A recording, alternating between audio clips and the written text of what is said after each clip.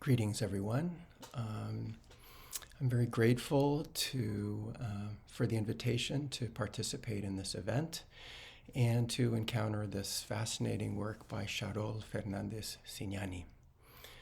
Sharoll's Senkata and My Dead is a work of creative contemporary art, but I'd like to make the case in these comments that it's also an expression that fits within a long cultural tradition in the Andes. There is a long tradition going way, way back of song and poetry, remembering, honoring, and mourning the ancestors. And this is how I see Sharoll's piece in this deeper historical context. So the song style that's known as the Haravi is one that goes back to Inca times, perhaps pre-Inca times. If we want to try to understand Andean culture in the pre-conquest and early colonial period, sometimes we have to resort to testimonies that were taken down by Spanish colonial observers and oftentimes priests. So I'm going to give you a couple of excerpts here just to give you an idea of what we know based on these filtered kind of sources about this long-term Andean cultural tradition. So one testimony is from a friar named Martin Morua, who lived in the mid to late 16th century, early 17th century. And he wrote the following. He said, "These Indians and the songs and dances that they used to call, and today called Arabis, remembered and recounted past and ancient things in the following way. Many of them got together, Indian men and women, and they joined their hands or their arms, and one of them led them, and thus they sang in chorus. The leader began, and the others responded. And this lasted 3 or 4 hours until the leader finished his history. And sometimes they mixed in a drum with the song. In this way, they told their histories and memories of the past, how their Incas died, and how many of them and which ones they were, and what things they did, and other things in this manner that they desire not to be forgotten and to be communicated to young and old."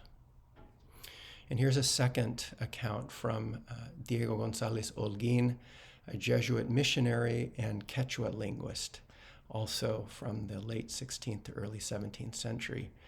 González Holguín said, "Haravi means to sing songs of the deeds of others or memories of the beloved who are gone with love and fondness."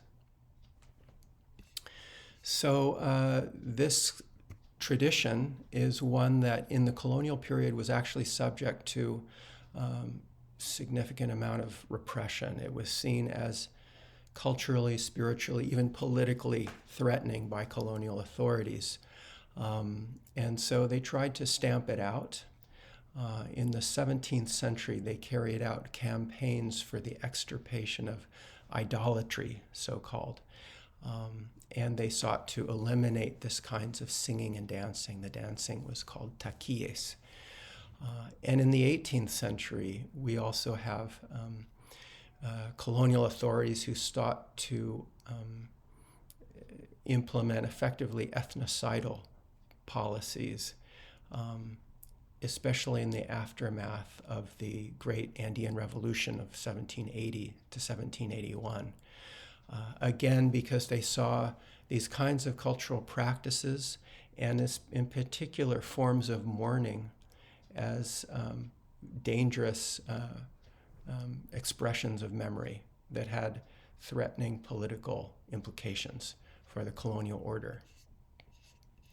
But in spite of this kind of repression, this is a mode of remembrance and mourning that has persisted over time. It's documented in the rural highlands in the 20th century in the Andes, and we can see it now in Sharoll's 21st century urban Andean and cosmopolitan Aymara art.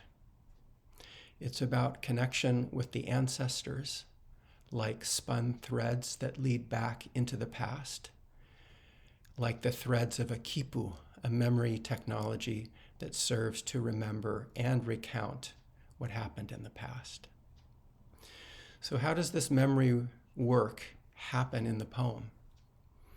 I think it happens through listening and through identification by the poet, through ritual action, through spiritual offering, through imagination, through visual and poetic expression, which reclaim and re-signify the past in Sharoll's own terms.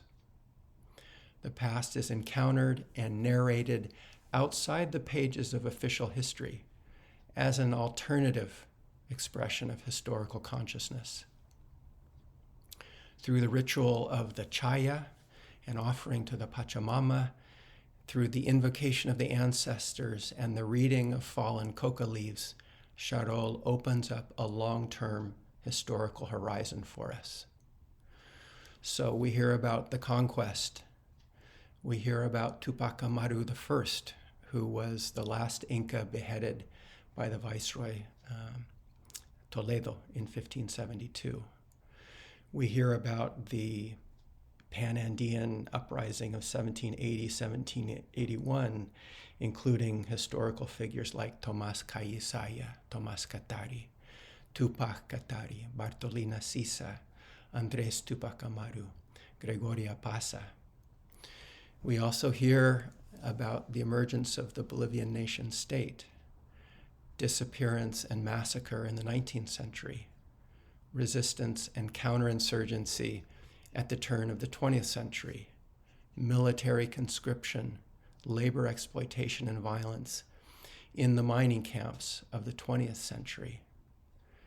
And she takes us up to the 20th century. We hear about the violence during the gas war and Black October in 2003, and up into the massacres of Senkata and Sacaba in November of 2019. We also hear the powerful memory of the shocking and shameful repression of Aymara protesters and even of their murdered kin, whom the protesters had transported in coffins on their backs in a march from El Alto to the capital of La Paz in November 2019. The deployment of water cannon against the living and against the dead, the desecration of the mourners and the desecration of the mourned. So it's a poem about personal and familial and communal engagement, and engagement with multitudes, but also an intimate and deeply felt engagement. There's a voice of denunciation here, but also of receptivity. She talks about having stripped myself of what I know, of what I think, of what I feel about history. She sits with the dead, invokes the dead, and in turn receives their gaze. She writes, "And for a few seconds, they looked me in the eye, with eyes glassy, serene, bottomless, and I felt their kindness and the power of what they know, of what they've seen." So I just will end by congratulating Sharoll on the boldness and the sensitivity of her work, and thank her for sharing it with us. Hayaya.